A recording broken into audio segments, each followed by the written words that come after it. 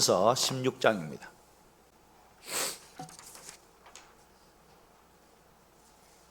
고린도전서 16장 10절부터 14절 말씀입니다. 우리 함께 합독하겠습니다. 시작. 디모데가 이르거든 너희는 조심하여 그로 두려움이 없이 너희 가운데 있게 하라. 이는 그도 나와 같이 주의 일을 힘쓰는 자임이라. 그러므로 누구든지 그를 멸시하지 말고 평안히 보내어 오게 하라. 나는 그가 형제들과 함께 오기를 기다리노라. 형제 아볼로에 대하여는 그에게 형제들과 함께 너희에게 가라고 내가 많이 권하였으되 지금은 갈 뜻이 전혀 없으나 기회가 있으면 가리라. 깨어 믿음에 굳게 서서 남자답게 강건하라. 너희 모든 일을 사랑으로 행하라. 아멘. 오늘 금요기도에 오신 여러분 억수로 환영합니다. 내 뜨거운 가슴 열 수 있다면 그 뜨거운 사랑으로 여러분을 사랑합니다. 한 주간 참 날씨도 추웠고 그죠? 분주했던 한 주간입니다. 어떤 분은 이 차가운 겨울을 지내면서 힘든 순간을 보낸 분도 계실 것이고 또 각자의 주어진 책임을 감당하기 위해서 또 나름대로 최선의 애를 쓰신 분도 계실 겁니다. 그리고 한 주간이 힘든 것 때문에 힘든데 고통스러운데라는 그 짐을 지고 또 이 시간에 오신 분도 분명히 있을 줄로 믿습니다. 오늘 이 기도회가 우리의 마음을 주님 앞에 또 다시 내려놓는 그런 은혜의 자리가 되었으면 좋겠습니다. 오늘 하나님께서 우리에게 주신 말씀은 우리 잘 아는 말씀이죠. 고린도전서의 16장 마지막 장입니다. 그리고 마지막 고민의 말씀을 주고 있는 내용을 우리에게 또 말씀해 주고 있습니다. 사도 바울은 이 긴 서신을 마무리하면서 놀라우리만큼 아주 단순하지만 가장 본질적인 그러한 말씀을 우리에게 또 고린도 교회에게 남겨주고 있습니다. 더 이상 이제 교리 논쟁을 하지 않죠. 부활의 진리도 말씀하지 않고 은사의 질서도 말씀하지 않습니다. 그리고 사랑도 충분히 전했습니다.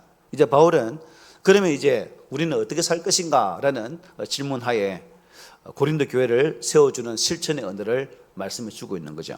너희 모든 일을 사랑으로 행하라 라고 말씀을 하고 있습니다.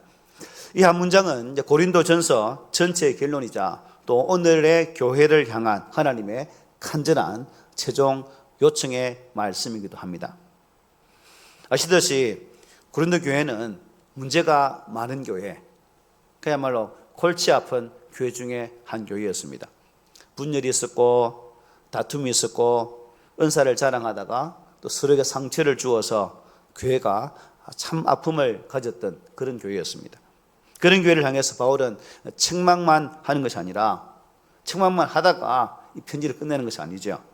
바울은 마지막 순간에 이제 교회를 살리는 길을 다시 한 번 더 이 교회를 향해서 제시를 해주고 있습니다.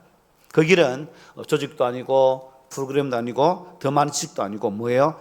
바로 사랑의 섬김이라는 말씀이죠. 사랑의 섬김. 그래서 사랑은 이 고린도 교회에 가장 부족했던 것이었고 또 동시에 가장 절실히 필요했던 그러한 것이기도 했습니다. 오늘 우리 교회는 어떤지 그리고 나는 어떤지 한번 보았으면 좋겠습니다. 나는 과연 이 사랑으로 하나님의 교회를 섬기고 있는가? 아니면 옳음으로 경험으로 직분으로 재단하면서 서로에게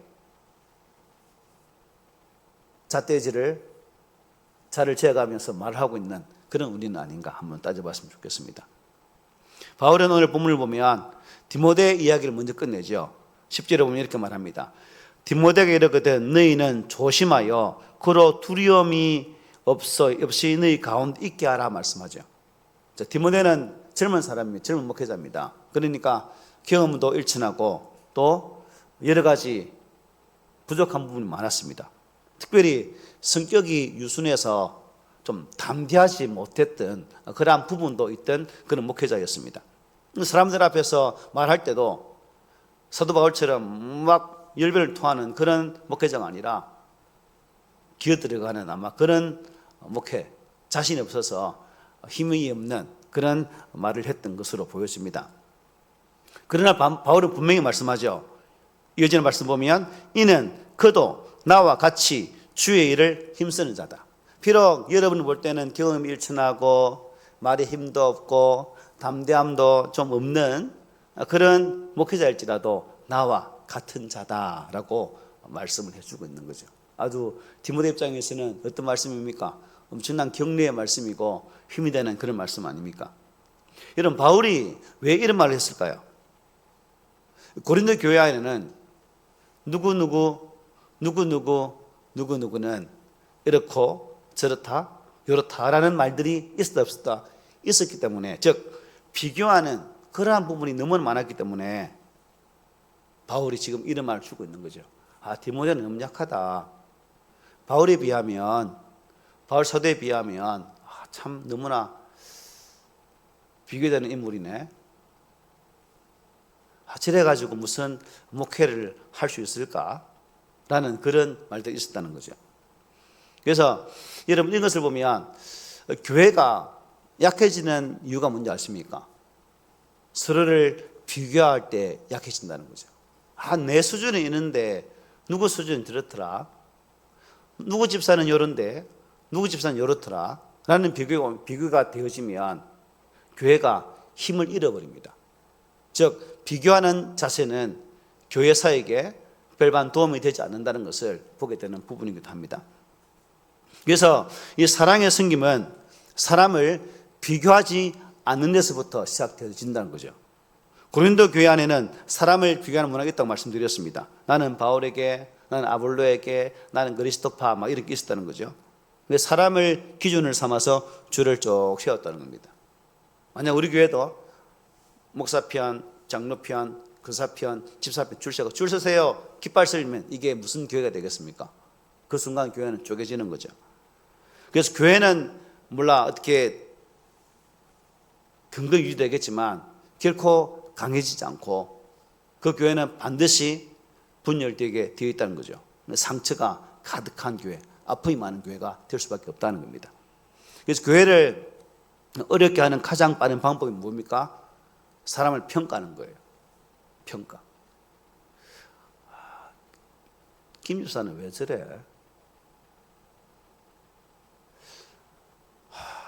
교회 일은 너 혼자 다 하는 것 같아. 허구한 날 너 혼자만 보면 아무도 없고 내만 쇠 빠지게 일을 하는 것 같아. 표준말로 뼈 빠지게 하는 것 같아요. 이런 표현을 쓴다는 거죠. 일을 할 때 저 정도밖에 못하나? 뭐 이런, 우리가 좀 쓰던 말 아닙니까? 좀 익히 잘 듣던 말 아닙니까? 제가 잘 쓰는 말인가 모르겠지만, 사실 이런 말들은 모두 사랑이 없이 나오는 말이죠. 사랑의 섬김을, 여러분, 이 사랑의 섬김이라는 것은 완벽함을 요구하진 않죠. 사명을 보고 헌신을 보고 마음을 보는 겁니다. 그래서 우리 교회도 교회를 섬겨감에 있어서 또 주의 일들을 함에 있어서 비교하지 않는, 그리고 사랑의 눈으로 상대방을 볼 수 있는, 그리고 주의 일들을 감당할 때도 사랑하는 그 승리의 마음으로 감당한다면 이런 비교의식은 결코 우리 가운데 없을 것으로 믿습니다. 그래서 오늘 이 말씀 앞에서 우리는 우리 스스로에게 물어봐야 되겠죠. 나는 교회 안에서 누군가를 두렵게 하는 사람일까? 아니면 자유롭게 숨을 쉬게 하면서 협력하는 그런 사람일까? 한번 잘 살펴보십시오. 내 말 한마디, 또 내 표정 하나가 누군가의 섬김을 혹시 위축시키지는 않을까? 나와 스타일이 다르다고 해서 그분을 또 배제하는 그런 모습은 내게 없는가? 이런 부분도 잘 살펴야 되겠죠. 그래서 사랑의 섬김은 완벽한 사람을 찾는 것이 아니라 하나님이 쓰시는 사람을 품는 것임을 믿으시기를 바랍니다. 그리고 이어지는 말씀 보면 이제 바울은 아볼로에 대해서 말씀해요.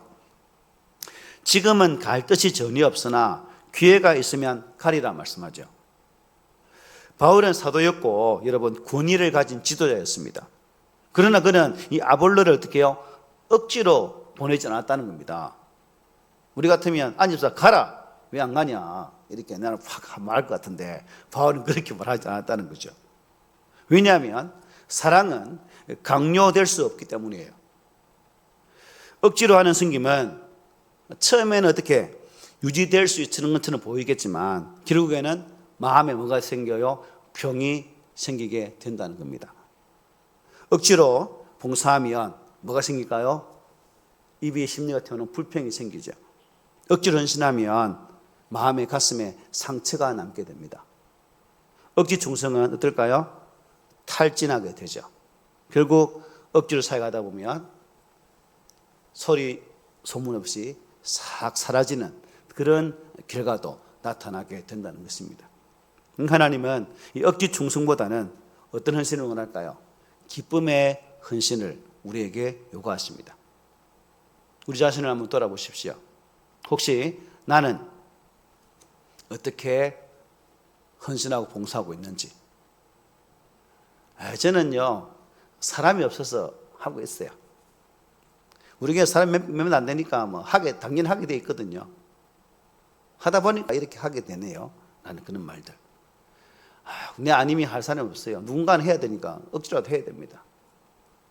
안 하면 또 말이 나올까봐 무서워서 또 합니다. 이런 말들.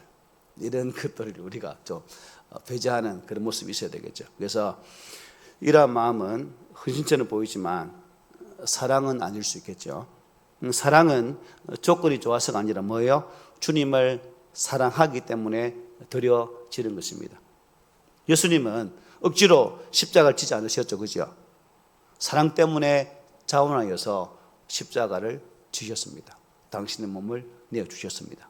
그러므로 우리도 이러한 주님의 십자가 은혜를 바라보면서 우리에게 주어진 소명의 길을 묵묵히 걸어가는 그런 은혜가 있기를 소망합니다. 그리고 13절에 보면 사랑의 섬김은 깨어있는 영혼에서 나온다고 말씀해요.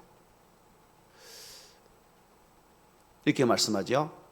깨어 믿음에 굳게 서서 남자답게 강건하라. 여러분, 영적으로 졸면, 즉 우리가 영적인 잠에 깊이 빠지면 무슨 증상이 나타나는지 아십니까? 짜증이 많이 나옵니다. 짜증이. 여러분 속에 혹시 짜증이 많으면 내가 영적으로 지금 깊은 잠에 들었구나를 느끼면 됩니다. 그리고 기도가 식으면 어떤 증상이 나타날까요? 사람에게 예민해져요. 아무것도 아닌 건데 가속을 톡 치는 것처럼 들려서 팍 이렇게 반응을 하게 된다는 겁니다. 그리고 은혜가 마르면 어떻게 될까요? 은혜가 마르면 사명이 사그라듭니다. 어떻게 맞는 것 같아요? 은혜가 없으면 여러분 하는 일이 진짜 부담스럽거든요. 부담스러워서 일 못합니다. 그래서 사랑이 식어지는 이유가 뭐냐면 대부분 여러분 상황 때문이 아니라 깨어있지 못하기 때문에. 그래서 바울이 이렇게 말한 거죠. 깨어 믿음에 굳게 서서 남자답게 강건해라. 이 말은 여러분 남자 여자 성별의 문제가 아니죠. 영적 책임감과 담대함을 대한 그런 뜻을 담고 있습니다. 도망치지 않는 신앙, 포기하지 않는 섬김, 상황보다는 말씀을 붙드는 태도를 말씀하는 거죠. 이런 신앙 자세가 오늘날 진짜 우리에게 필요한 것 같아요. 그러므로 우리가 요즘 나는 영적으로 깨어 있는가? 기도 없이 버티고 있지는 않은가? 사랑이 식은 이유를 혹 환경만 탓하고 있지는 않은가? 한번 살펴봅시다. 그래서 사랑의 섬김은 깨어있는 영혼에서 나온다는 것을 꼭 기억하시길 바랍니다. 그것도 14절에 보면 이렇게 말씀해요. 시작. 너희 모든 일을 사랑으로 행하라. 이 말씀은 여러분 선택사항이 아닙니다. 교회의 생존 조건이 걸린 문제입니다. 이 말씀은 부분적으로 적용되는 것이 아니죠. 모든 일을 사랑으로. 가능하면 어떻게 하면 아니라 모든 일을 이렇게 하라는 거죠. 사랑이 빠지면 여러분 어떻게 될까요? 힘들어요. 아무리 옳게 보여도 사랑이 빠져버리면 그 섬김 속에는 너무 차가워요.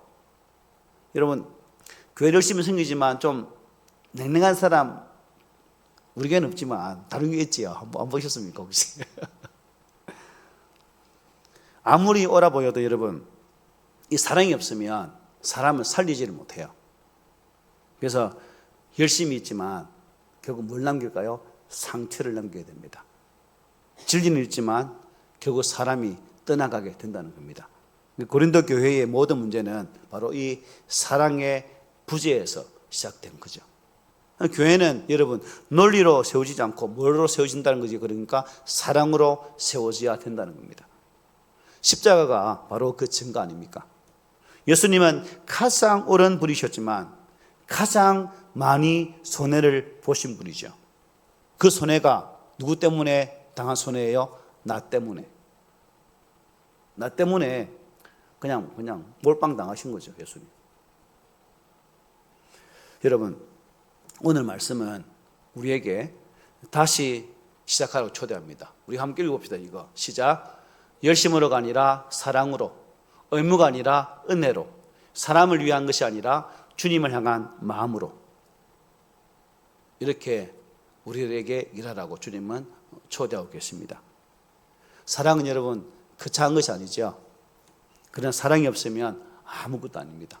그래서 우리 안에 이런 사랑의 승김이 회복되어지고 또 회복을 통해서 주께서 맡기신 일들을 잘 감당할 수 있는 그러한 은혜가 있기를 소망합니다. 아멘.